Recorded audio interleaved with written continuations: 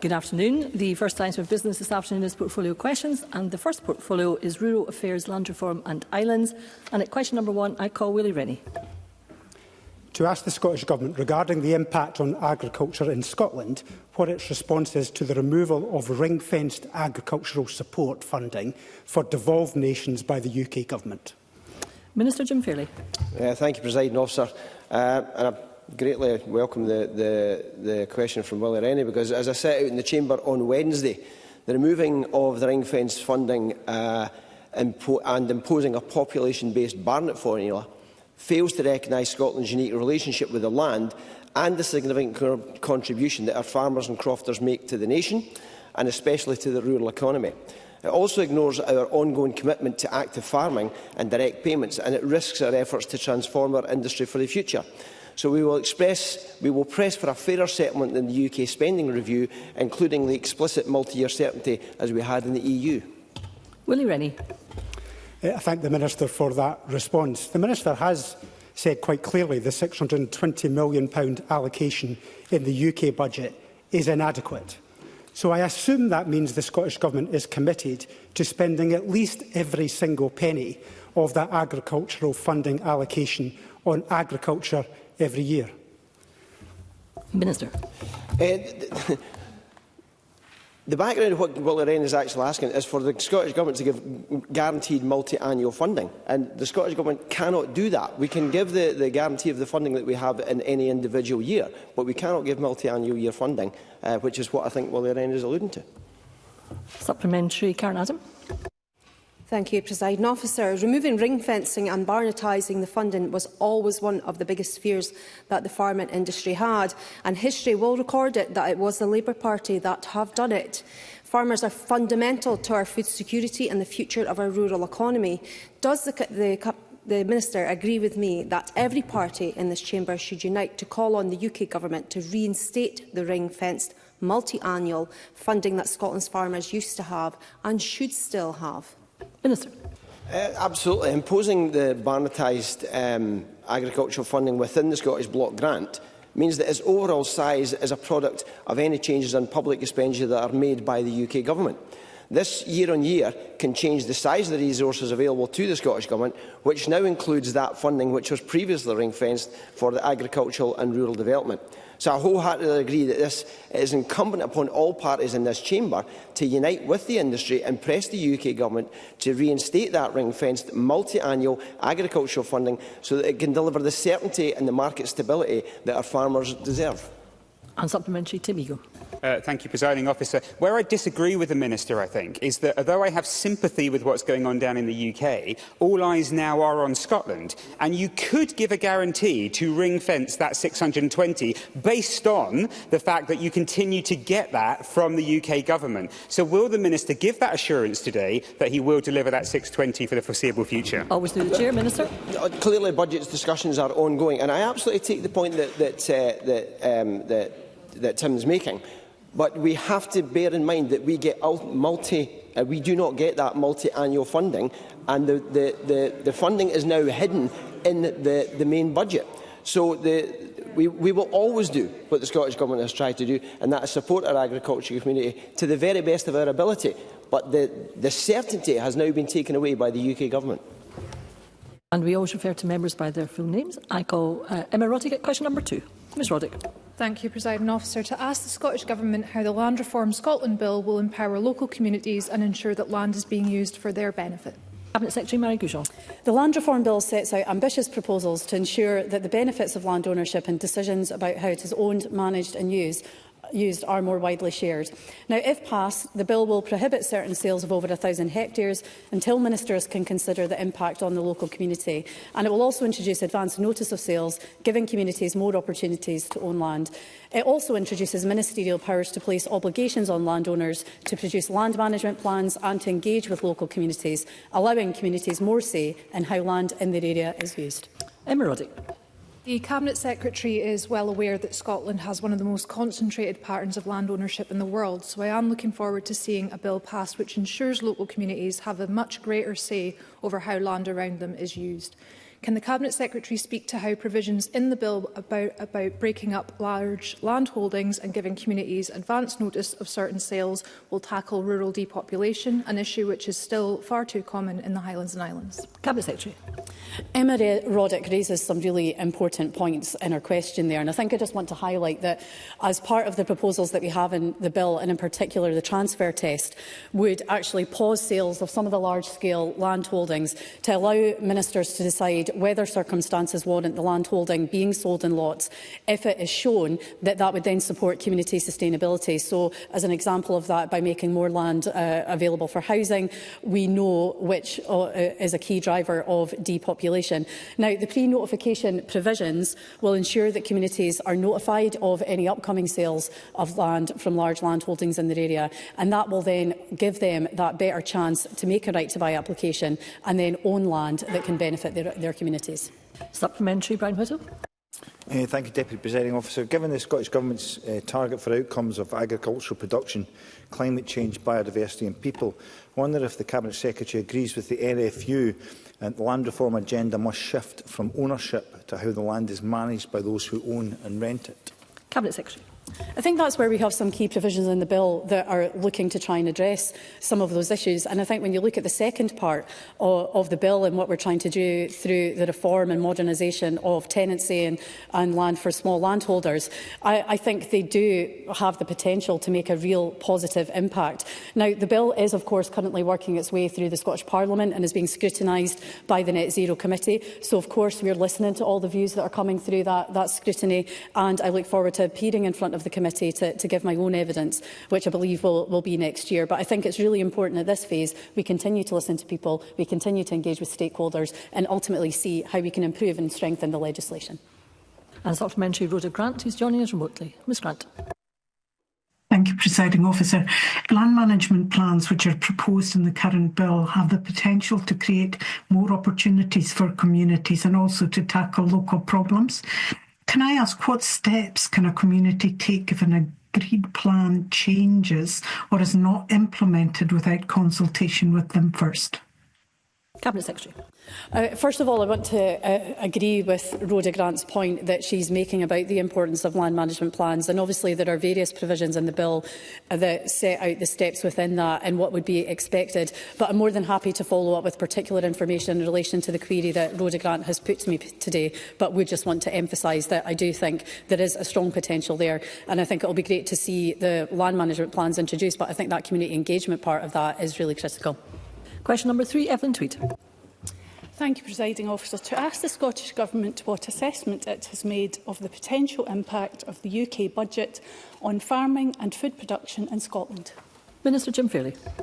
We are deeply concerned at both the agricultural property relief changes and the imposition of the Barnetised agricultural funding, and have called on the UK Government to undertake and publish impact assessments on the cumulative impact of its budget proposals on farmers and crofters in Scotland.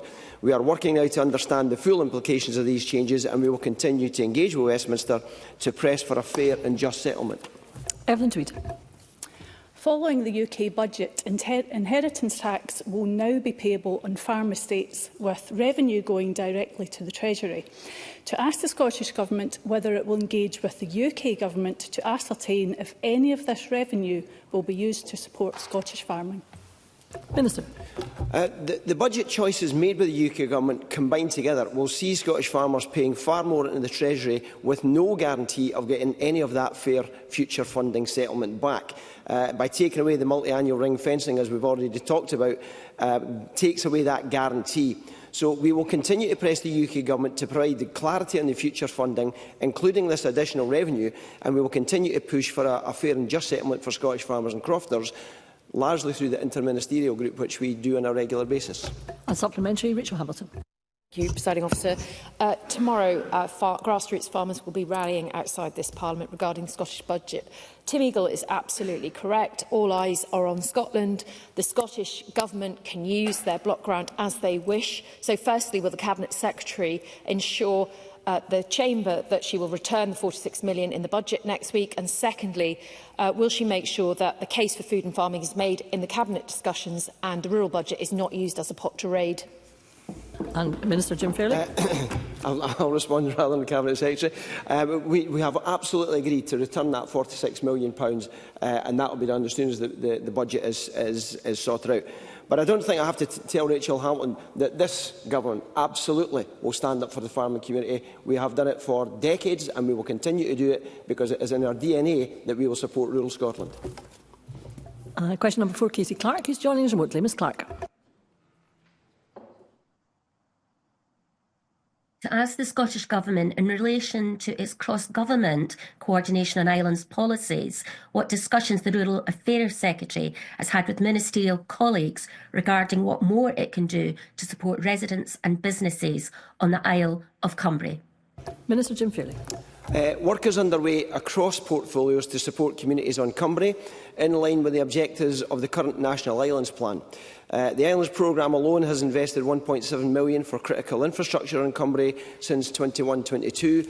In addition, our Carbon Neutral Islands project works alongside Cumbrae's communities to reduce local emissions, with over £400,000 invested in 22 and 23.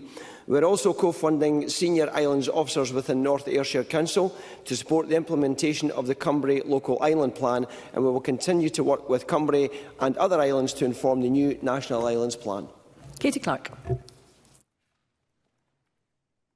Residents on Cumbrae and groups such as the Cumbrae Ferry Committee and Cumbrae Community Council are raising their concerns about the impact of reduced visitor numbers, which are down 21% since 2019, and also issues such as higher ferry fares, which are affecting islanders, and the poor ferry service when there is events on the island.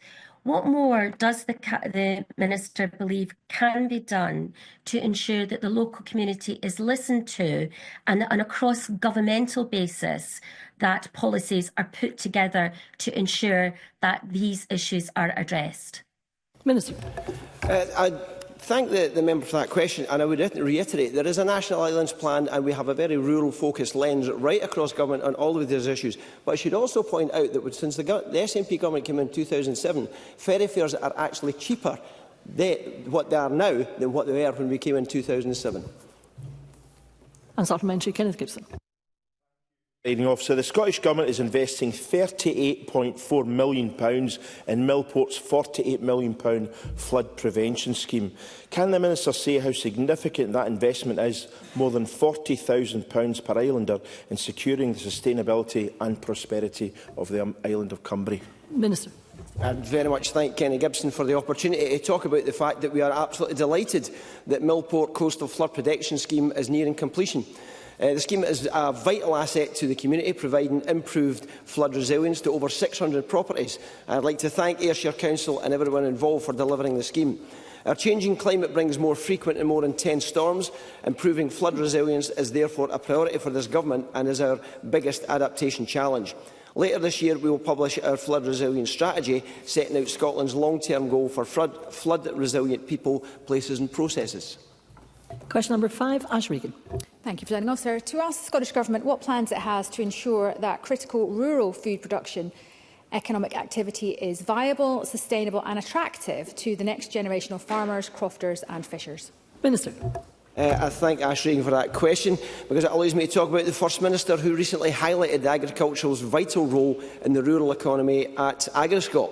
In 2025, we are implementing the first set of measures to help farmers to create a sustainable agricultural sector in Scotland and to inspire future generations. Working closely with farmers, crofters and land managers, we are reforming agricultural payments to achieve 5 strategic outcomes: support for a just transition, high-quality food production, thriving agricultural businesses, climate mitigation and adaptation and nature restoration. And this will deliver our vision for agriculture, supporting rural communities and economic growth whilst tackling climate change and biodiversity loss. Ash Regan. Last week, I met with the NFU, who I think need assurance around the land reform proposals that Scotland's productive land and seas will sustain those industries for the future. What plans does the Scottish Government have to secure the future of food production, to make sure it's economically viable by addressing issues such as exploitative pricing, which is driven by a few large food companies? Minister. Thank Ash Regan for that question. It's I think I've said it a number of times through this session. We are absolutely committed to supporting the rural community. We've got a food resilience group which the Cabinet Secretary established. But there is a point that she raises there about the the groceries food adjudicator. And making sure that farmers have got that fair and reasonable relationship with the people who actually sell our food. That's improving, but I still think there is more that we could do as we go forward. And supplementary, Jackie Dunbar. The NFU has warned that UK Government's proposed changes to inheritance tax for agricultural land may impact on food security by preventing the next generation of farmers, including some of our tenant farmers, taking over family farms. So can I ask the Minister what assessment the Scottish Government has made of the impact of the UK Government's inheritance tax?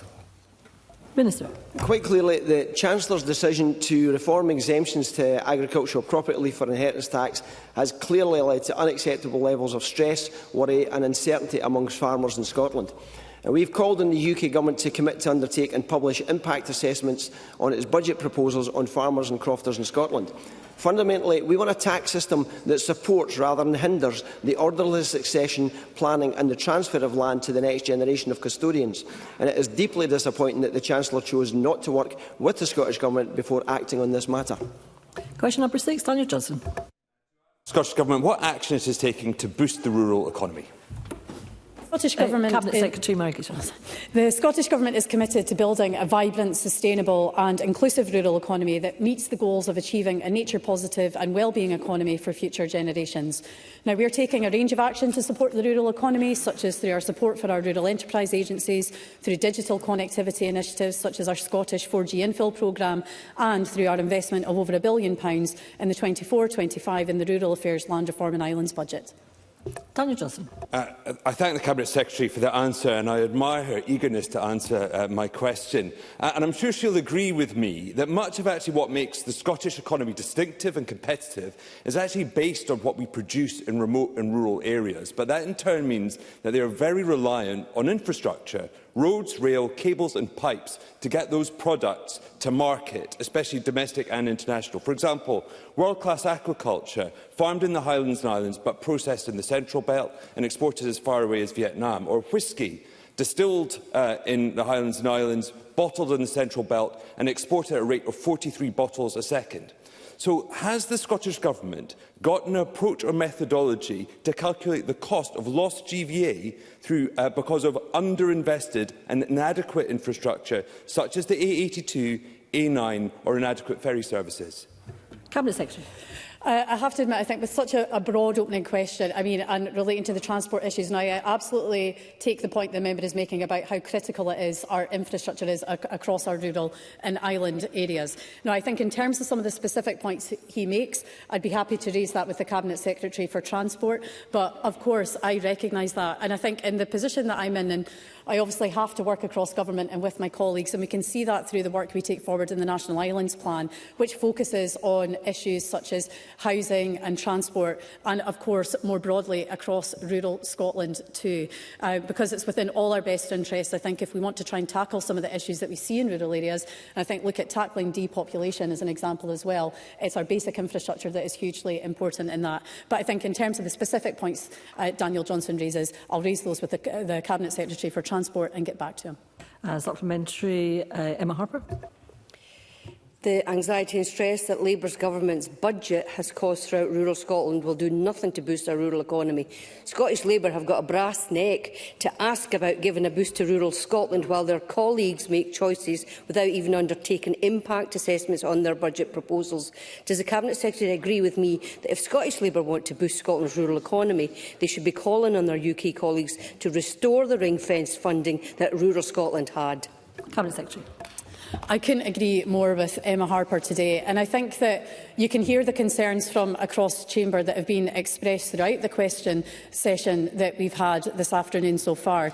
And I think, as both myself set out in chamber last week and in the various debates that we've had, as the Minister for Agriculture set out too, removing ring fencing and imposing the population-based Barnett formula completely fails to recognise Scotland's unique relationship with our land and the significant contribution that our farmers and crofters sectors make to our nation and especially to our rural economy. It ignores our ongoing commitment to active farming and direct payments, and ultimately it risks our efforts to transform the industry for the future. So we will continue to press for a fairer outcome from the UK spending review, including for explicit multi-year certainty, as we had when we were in the EU. And supplementary, Finlay Carson. Given that the Rural Affairs portfolio is now completely the responsibility of this SNP government, so no strings, no ring fencing, completely the government's responsibility, will the Cabinet Secretary give her assurances that an adequate and increased funding package will be provided to support agriculture and rural communities, unlike previous budgets where this government has slashed the Rural Affairs budget more than any other? Cabinet Secretary. I'm sure the member would appreciate I'm not going to set out the detail of the Scottish Government's budget today. It's not possible for me to do that, and it has to be presented to Parliament in the proper way. But of course we invest over £1 billion each year in our rural economy in Scotland, and we've continued to provide direct payments for our farmers and crofters because we recognise the important role, the hugely important role that they play in providing food for our country, as well as helping us tackle some of the huge challenges that we face with climate and nature. And as we've already set out today, we'll continue to do what we've always done, which is stand up for our farmers and crofters in Scotland and ensure that they get the best deal possible. Question number 7, Sarah Boyack. Thank you, Presiding Officer. To ask the Scottish Government whether it will provide further details of the reasons why it decided against externally reviewing the Community Right to Buy scheme. Cabinet Secretary. This is an important piece of work that we are currently taking forward, and the review is being led by the Scottish Government Community Right to Buy team, as this was selected as the best and most cost-effective way to conduct the review. Sarah Boyack. The Community Right to Buy scheme is scheduled for a much-needed review, but the answer to a recent FOI request revealed that the Scottish Government didn't have one single meeting or discussion around who should conduct the review and just went for the internal approach. Given the Community Right to Buy scheme is not fit for purpose and desperately needed reform, why does the Scottish Government think it should be able to mark its own homework? And will the Cabinet Secretary commit to an external review to ensure that communities are properly empowered to invest in the places where they live? Cabinet Secretary. First of all, I would just want to highlight that this is going to be a comprehensive review and a look at the Community Right to Buy from a legislative and procedural point of view, which the officials and the Community Right to Buy team are adequately equipped and resourced to undertake. But this is going to be extensive. So as part of, there are various phases to the review that's being undertaken. This is involving the early engagement with all of our key stakeholders, as well as communities and community groups who have been involved in the Right to Buy process so far, those who have been successful, those who have been unsuccessful as part of that process. And I think it's also important to point out that the Scottish Land Commission is also convening a reference group which is supporting the review of Community Right to Buy, and that's going to comprise the Community Land Leadership Group with additional membership to reflect the appropriate range of interests and expertise. And for the duration of the review, the Scottish Government is going to draw on that reference group to provide that scrutiny, challenge and advice to inform it. And there will also be a formal consultation as part of the overall process. And question number 8, Claire Adamson. Thank you, Presiding Officer. To ask the Scottish Government whether it will provide an update on the work of its Food Security Unit. Cabinet Secretary. Over the past year, the Food Security Unit has implemented its monitoring system. It's established key relationships across industry and governments in the UK and internationally, and it's also hosted Scotland's first International Food Security Summit. Now, we've enshrined a commitment to making a statement on food security in Scotland at least every 3 years in the Agricultural and Rural Communities Scotland Act 2024, and delivering this statement will be the unit's next focus. Claire Adamson. Thank you. Farmers are a basic prerequisite to food security, which affects every corner of Scotland, including my own constituency.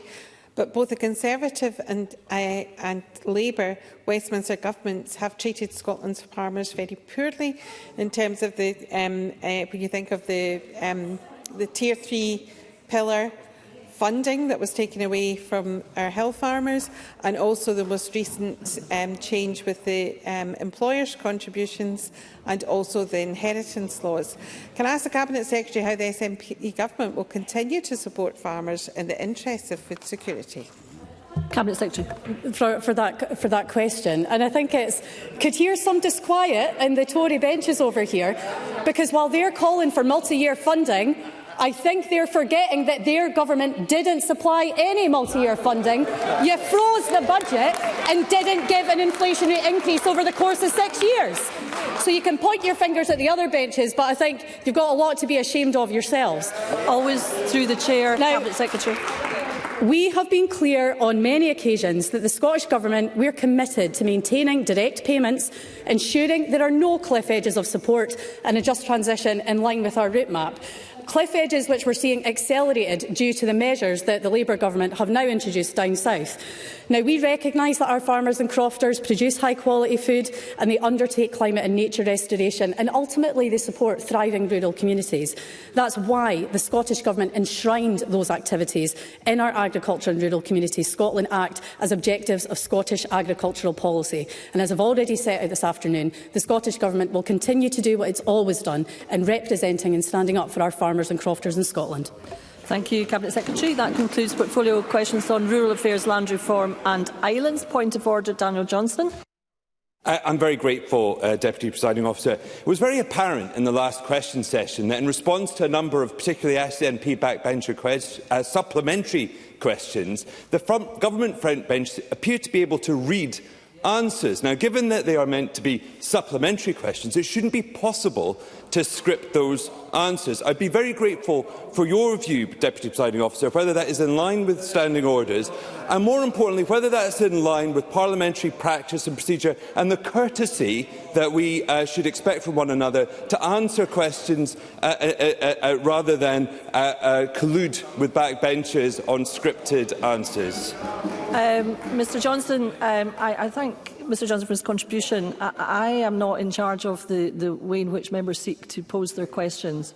That is a matter for individual members. I was satisfied that the questions being asked by all members from whom I selected a supplementary across the chamber were supplemental to the question on the business bulletin. That is my role here, and that is what I duly discharge, and I trust the members not trying to suggest otherwise. Thank you.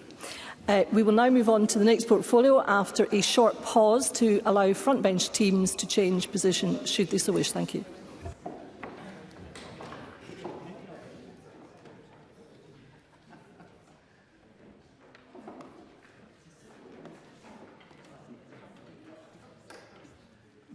Thank you. We will now move on to the next portfolio, which is health and social care. And at question number 1, I call Liz Smith. To ask the Scottish Government whether it will provide an update on the winter's flu and COVID-19 vaccinations. Minister Jenny Minto. Thank you, Presiding Officer. As of the 17th of November, we have administered over 2 million flu and COVID vaccinations. An uptake in the highest risk groups, such as care home residents and those aged over 75, remains strong.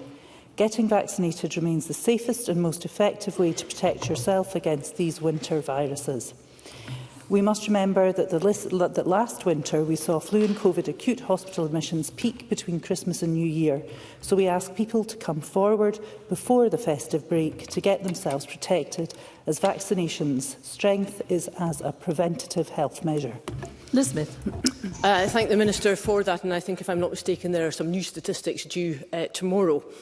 I'm asking this question because I have constituents in the Strathearn area of my region who, as a result of the Crieff Medical Campus no longer administering these vaccinations, are having to travel quite a distance into Perth, and obviously the weather has been extremely inclement just recently. And if they are not on the list of home visits, then that's a journey that they absolutely have to take. And the current statistics are showing that there's less of an uptake in this particular year than there was this time last year at this time. So is there anything we can do, Minister, to try to encourage more people to be able to access the vaccination centres, which are often very far away from their home? Minister.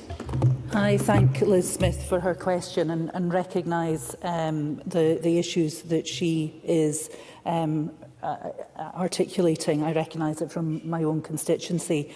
We have started a campaign to try and alert people with regard to the importance of the flu and COVID vaccinations, including the First Minister getting his in Blair Gowrie Community Hospital at the beginning of this week. But I'm happy to take away, because I think you may have written to me, Ms Smith might have written to me with regards to this, and I'm happy to take it away and give you a more full response. Always through the Chair, I call supplementary from Claire Hockey. Thank you, Presiding Officer, and I refer members to my register of interest. I hold a bank nurse contract with Greater Glasgow and Clyde NHS. I welcome the figures that show that last year saw Scotland have the highest uptake in flu jags in those aged 65+ in the whole of the UK. Can the Minister provide an update on how the Scottish Government is working to encourage our older population to receive these crucial vaccinations? Minister. I thank Ms Hockey for her question. Everyone that's eligible for a winter vaccination will have been sent a note describing the date and venue of their an ability to reschedule. Public Health Scotland have also developed a range of communications to encourage older people to come forward this winter. And the National Vaccination Helpline has been helping health boards by calling some of our more vulnerable citizens, encouraging them to come forward. Additionally, local health boards continue to signpost within various healthcare settings. And supplementary, Jackie Bailey. People living with long COVID risk having their condition worsen if they catch COVID-19 again. Yet the JCVI has taken the decision not to grant this group eligibility for the COVID-19 vaccine this winter. What action is the Scottish Government taking to protect these vulnerable people, and what is it doing to prevent a two-tier system from emerging as a result of people being forced to pay privately to access a COVID-19 vaccination? Minister. I thank Jackie Bailey for her question. As she will recognise, the JCVI is a UK-wide group that has the responsibility for making the decisions, and we have followed their advice with regard to who should be eligible for COVID-19 and flu vaccinations. Question number 2, John Mason. Thank you. To ask the Scottish Government for what reason routine eye tests are conducted more frequently than hearing tests. Minister Jenny Minto. Thank you. Regular free NHS eye examinations are deemed important to protect your vision. They are carried out at intervals dictated by the patient's clinical need. They provide a comprehensive eye health assessment, helping with early detection of sight-threatening conditions and also with general medical conditions such as diabetes and cardiovascular disease. Statistics on the frequency of NHS hearing tests are not currently collated centrally. As links between hearing loss and cognitive decline, social isolation and dementia become better understood, we remain committed to our vision for an integrated community-based hearing service in Scotland. John Mason. I thank the Minister very much for that reply. I mean, about a year ago, I had a problem with my eyesight and I was due a normal test with my optician. They were fantastic. I was in at 9:30. They phoned Gartnavel at 10:15. I had an appointment at 12 and they had diagnosed me by 1. So, I mean, it was absolutely superb. But unfortunately, I get constituents coming to me with hearing issues, and they're having to wait quite a long time, and there doesn't seem to be much testing in the community. Minister. I thank John Mason for his question and recognise what he has just described. Last year, I visited the glaucoma service in the community, which has made major inroads into waiting lists and such like. And certainly seeing that, I am working with officials, given the budget constraints that we're in, to look at what possibilities there are for a similar service with regard to audiology support. And supplementary, Sandesh Gohani. When somebody needs glasses, they simply get an eye test and then get their glasses via the NHS on the high street. Yet, if you need hearing aids, you face a long wait for audiology. Giving hearing aids protect against dementia, why can people not have, say, an NHS voucher for people to get their hearing aids on the high street? Minister. I think, thank you, and I think Sandesh Gulhani raises a very reasonable point. As I said in my previous answer, the Scottish Government are committed to an integrated and community-based hearing service, and we're currently working through options that we can look at. Question number 3, Ros McCall. to ask the Scottish Government what assessment it has made of the progress towards implementing the key priority areas highlighted in its Stroke Improvement Plan 2023. Cabinet Secretary Neil Gray. Thank you, Presiding Officer. We are making good progress towards implementing the key priorities in the Stroke Improvement Plan led by clinicians and others across Scotland. We have increased access to the thrombectomy service, with most NHS boards now referring patients following investment of over £38 million to date. Each NHS board now has an accountable individual responsible for stroke services, and the National Stroke Engagement Forum has now been established. Rehabilitation and post-stroke care is now assessed in significant detail at board reviews, and a tool for empirical assessment of rehabilitation provision has been developed. Measures of patient experience of stroke care are in development. Ros McCall. I thank the Cabinet Secretary for that response, and I note his comments. But my constituents in Mid-Scotland and Fife can only access the potentially life-saving thrombectomy service if they happen to have a stroke during the week. At weekends, this service is not available, and it's only available in NHS Lothian. Priority 5.3.1 of the Stroke Improvement Plan commits to the Scottish Government to publish a further development of national thrombectomy service, with a focus on increasing the quality of access across all regions by the end of 2023. Cabinet Secretary, it's now at the very end of 2024. We're a year later than that commitment, and there's no sign of that detailed plan. So when will the Scottish Government speed up the progress on this issue so that more of my constituents and others across Scotland don't lose their lives to treatable strokes? Cabinet Secretary. First of all, I recognise the challenge that still exists. I recognise, as I did in the initial answer, the progress that is being made, but that there are still areas where we need to make improvements. I also recognise the work that Ros McCall has done and the interest that she shows in this area, particularly after bringing the debate to Parliament that she did last week. So I understand the interest that she has in this area, and we will, obviously, through the £38 million that has been invested to date, the further funding that will be coming, seek to ensure that there is a wider access to thrombectomy services coming, and will respond in due course in those terms. Supplementary, Bill Kidd. Thank you, Presiding Officer. Recognising the symptoms of a stroke in its early stages is crucial to saving lives and improving patient outcomes. Can the Cabinet Secretary outline what further steps are being taken to help train staff across primary and emergency care sectors to recognise stroke symptoms? Cabinet Secretary. Yes, I can. I thank Bill Kidd for his question following a very positive meeting that I held with Alexander Stewart and the Bundy family. I asked the Specialty Advisor for Stroke to review education for clinical staff to reflect on the concern that symptoms may be getting missed and how health services can recognise and manage this.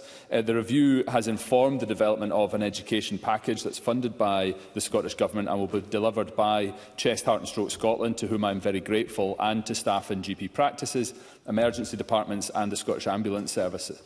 Whilst focusing on fast symptoms, this education will also cover the less common presentations of stroke, including symptoms related to visual field defects and certain presentations of loss of balance. Supplementary, Beatrice Wishart, who is joining us remotely. Ms Wishart. Thank you, Presiding Officer. I note what the Cabinet Secretary said in reply to Ros McCall, but for rural and island areas, travel to stroke hubs for thrombectomies causes unnecessary delay and can make the difference to the outcome between a good recovery or a not so good recovery. And for my constituents, it means travel from Shetland to Dundee. So when will the Scottish Government address the health inequalities between Scotland's health boards and ensure swift accessibility to thrombectomies across the country? Cabinet Secretary.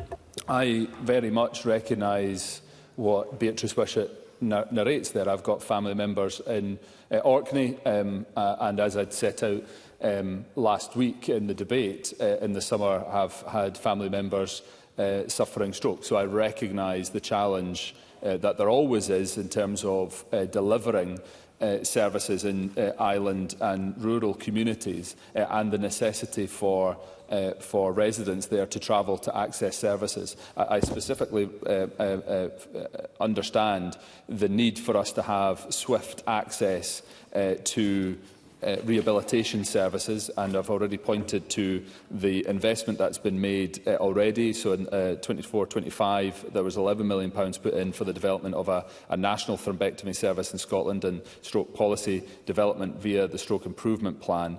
Obviously the budget will be a further opportunity to look at what more can be done in that space, with particular focus on rural and island communities. A supplementary, Stephen Kerr. One of the issues that was raised last week in our debate was the issue of people presenting themselves to medical professionals with symptoms, lesser-known symptoms, such as issues relating to balance in eyes. There was a concern raised about volume of people presenting themselves, and that would be too much in terms of the capability of our healthcare professionals. Can the Cabinet Secretary take this opportunity to make it clear that anyone who's presenting with such symptoms, lesser-known symptoms of a stroke, should do so without any hesitation on their part? Cabinet Secretary. Absolutely. I have no hesitation in saying so. Obviously, we have to acknowledge that our services are under pressure through demand, but clearly if somebody is presenting with the FAST symptoms, or indeed some of the less common areas around balance in eyes, then they should clearly seek medical help. Question number 4, Tess White. To ask the Scottish Government what assessment it's made of the potential impact of increased employer national insurance contributions on primary care providers in Scotland's NHS. Cabinet Secretary. Officer, as set out in the Scottish Exchequer fact sheet, primary care contractors in Scotland will face an estimated £40 million increase in costs from April as a result of the UK budget changes. This represents costs to GPs, dentists, pharmacists, community eye care services, and the fact sheet that was published on the 20th of November coincided with a parliamentary debate on this issue, and in my remarks there I set out that the changes risk jobs, NHS delivery now, while we are also jeopardising our ongoing programme of reform within primary care, and these concerns have been shared by key stakeholder representatives. I think the Parliament was almost united in calling on the UK Government to go back and think again. Tess White. Secretary, GPs in the North East have raised serious concerns with me about the Labour UK Government's short-sighted and disastrous decision. I'm told the rise will cost GP practices tens of thousands of pounds in some cases, and it's the equivalent cost of a GP salary. It will impact the services available to patients through primary care and the sustainability of general practice when contracts are already being handed back. Ultimately, the Scottish Government has a decision to make. Will it protect primary care providers and mitigate against this financial burden? Cabinet Secretary. So, alongside what we set out, I recognise the challenges that Tess White narrates on behalf of primary care providers, GPs in her region. Of course I do. I hear that in the visits that I've been conducting. I hear that directly from GP representatives. In the Exchequer handout that was published last week and the further discussions that have been had on this issue, I think we must recognise that if the media reports come to fruition, that the UK Government will provide around £300 million to support the public service, directly employed public service employees for their national insurance contributions. That will be over £200 million short of the actual cost. And if we are to include those private contractors, our GP providers, our social care providers, pharmacists and a range of others, the cost is over £700 million. What Tess White is asking me to do there is to take money from other aspects of the public service to finance a Treasury decision that has been taken at Westminster. It would be far better if we united and asked them to think again. Question number 5, Marie McNair. Thank you, President Officer. To ask the Scottish Government how it's working to protect older people from heightened health risks in colder weather. Cabinet Secretary. Thank you, Presiding Officer. The Health and Social Care Winter Preparedness Plan 24-25, published on the 24th of September, sets out a number of actions that support health and social care services in their work to protect older people from heightened health risks in colder weather.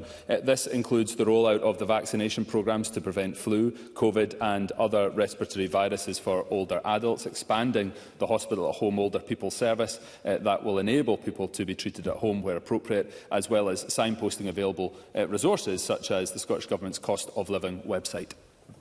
Marie McNair. I thank the Cabinet Secretary for that answer. The Cabinet Secretary will be aware that last week saw Scotland's coldest early winter night since 1998, with temperatures reaching as low as -11. Does the Cabinet Secretary share my concern and the concern from stakeholders like Age Scotland that the health of older people across the country will be jeopardised as a result of the UK Government's cruel decision to cut the winter fuel payment? Cabinet Secretary for matters within your portfolio. Thank you, Presiding Officer, and I thank Marie McNair. Of course, I agree the UK Government's decision to cut the winter fuel payment was taken without consultation with the Scottish Government. It's left a devastating consequence for our launch of pension age winter heating payment. We've repeatedly urged the UK Government to reverse this decision, and the Scottish Parliament has supported us in doing so. The Cabinet Secretary for Social Justice intends to provide an update to Parliament tomorrow on our plans to mitigate the UK Government's harmful decision to cut the winter fuel payment and to provide support to older people with increased heating costs. Question number 6, Michelle Thompson. To ask the Scottish Government how it plans to ensure equality of access for adults to the diagnosis and treatment of ADHD or ASD in the light of the finding a National Autism Implementation Team report in 2021 that the current thresholds for mental health services do not meet the needs of those who have been referred. Minister Marie Todd. There have been significant increases in neurodivergent people seeking a diagnosis and support. The Scottish Government is working to ensure equality of access to adults to diagnosis of ADHD and autism, support and, where appropriate, treatment options. We're working closely with NHS boards and local authorities to improve services and support to neurodivergent people. We're also working to implement the recommendations from the Adult Neurodevelopmental Pathways report to improve diagnosis and support for neurodivergent adults. We've allocated £1 million annually to the Autistic Adult Support Fund to deliver support for autistic people. Michelle Thompson. I thank the Minister for her response and I recognise the progress that's been made thus far. However, we still have an issue in that those who are seeking a diagnosis find it difficult to obtain one because the pathways for adults are complex and sometimes restrictive. Those who are fortunate enough to be able to afford a private diagnosis are then unable to receive treatment on the NHS because the Health Board states that they have difficulty determining the quality or veracity of assessments undertaken in the private sector. Now, of course, I appreciate that health boards are responsible for developing their own pathways, but given that independent clinics are regulated by Health Improvement Scotland, does the Minister consider that health boards could or should be open to accepting private diagnoses from regulated clinics in order to relieve pressure on NHS waiting lists? Minister Marita. I hear the member's suggestion, but I would say there are a number of challenges involved in doing as she asks. NAIT published guidance on prescribing ADHD medication, for example, to adults following private sector diagnosis in Scotland in April 2022.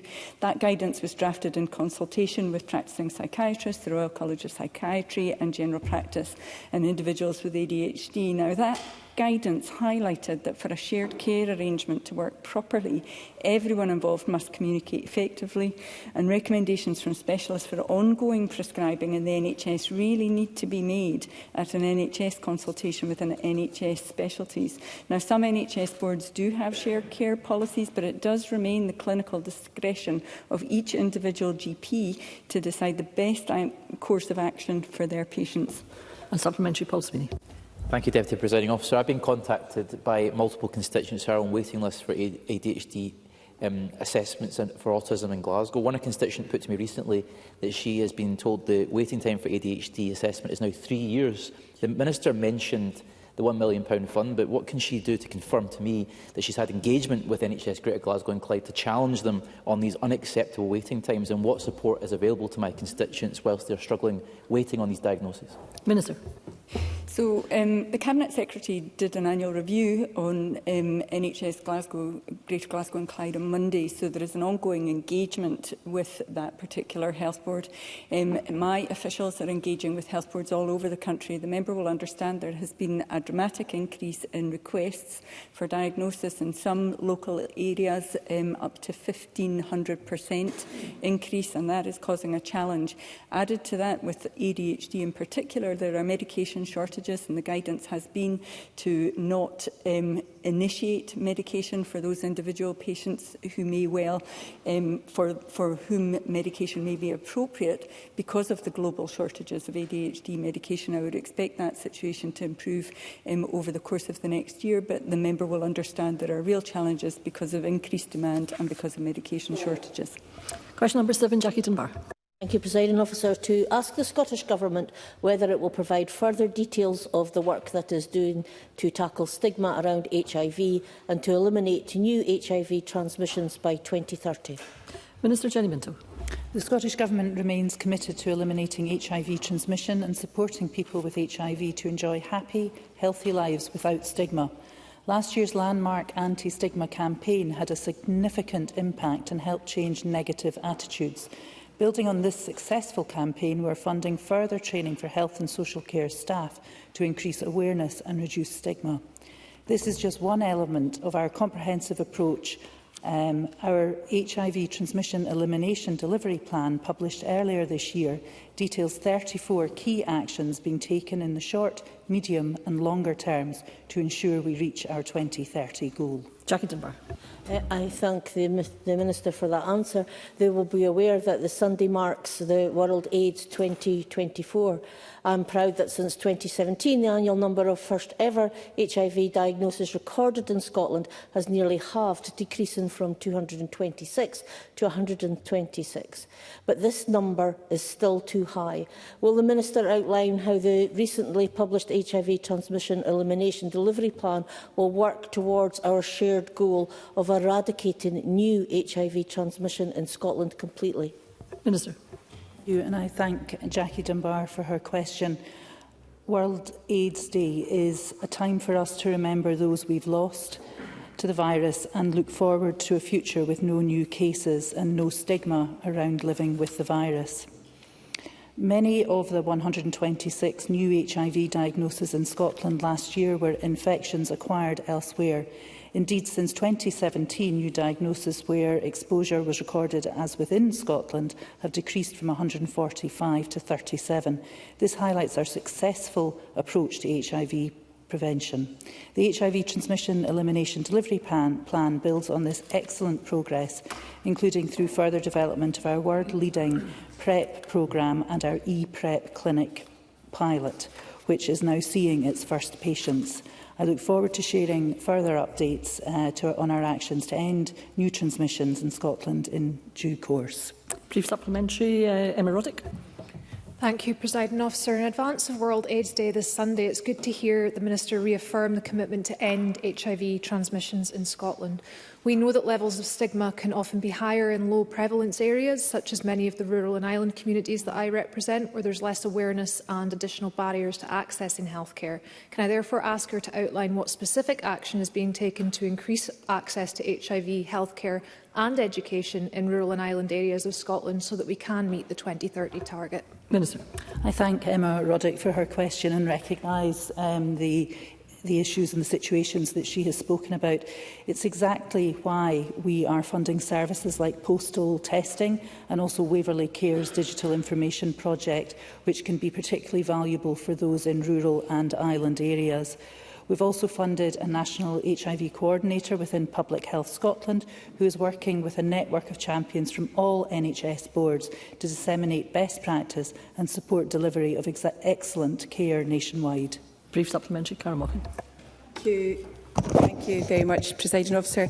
I have a question in a similar vein to the member before around rural communities and that particular stigma, and we do know that it can be more difficult to get specialist healthcare staff. So I just wondered if there is work ongoing in primary care in rural areas just to make sure that our practitioners there have the skills and competencies that they need.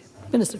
Carol Mochan for that question, and something similar was raised when the Equalities Committee was asking about educating staff and healthcare staff around HIV, and I'm pleased that that is being progressed. I was recently in a meeting with Waverley Care and the Terence Higgins Trust and speaking with an HIV specialist from NHS Tayside, and also recently with one from NHS Highland. So yes, that work is happening. And I can squeeze in question number 8 by brief questions and answers. Question 8, Sue Webber. It is brief. To ask the Scottish Government what action it is taking to support mental health services across NHS Lothian. Minister Marie Todd. The Scottish Government and NHS boards continue to support spend in excess of £1.3 billion for mental health services, in addition to that core funding. Boards were allocated an additional £120 million in 24-25 via the Enhanced Mental Health Outcomes Framework, with NHS Lothian receiving over £18 million. This flexible funding stream gives local areas such as NHS Lothian greater choice in how services are configured and organised in order to deliver better outcomes. Sue Webber. Thank you, Minister.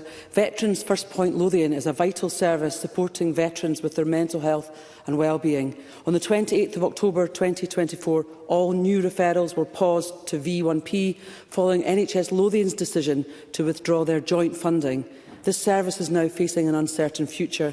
Can I ask the Minister what discussions the Scottish Government has had with the NHS Lothian regarding this vital mental health service, and could the Minister provide me with an update regarding the future of V1P Lothian? Minister. Officials are currently in discussions with NHS Lothian on this matter. I know that the board is reviewing what service provision is possible within the remaining budget for the rest of this financial year. Veterans who are already with the service will continue with assessments and treatment, and others affected by the change have been advised to contact the team at NHS Lothian to discuss alternative support. We as a government remain committed to implementing the principles of the Veteran Mental Health and Wellbeing Action Plan and to ensuring that all veterans living in Scotland are able to access the best possible care and support, including safe and effective and person-centred healthcare. I'm very happy to pick up with the member offline anything I can do to help with her putting the case to ensure that our veterans are well cared for by our local health boards. Thank you, Minister. That concludes Health and Social Care Portfolio questions. Apologies to those members I was simply not able, given time constraints, to squeeze in. There will be a short pause before we move on to the next item of business. Thank you.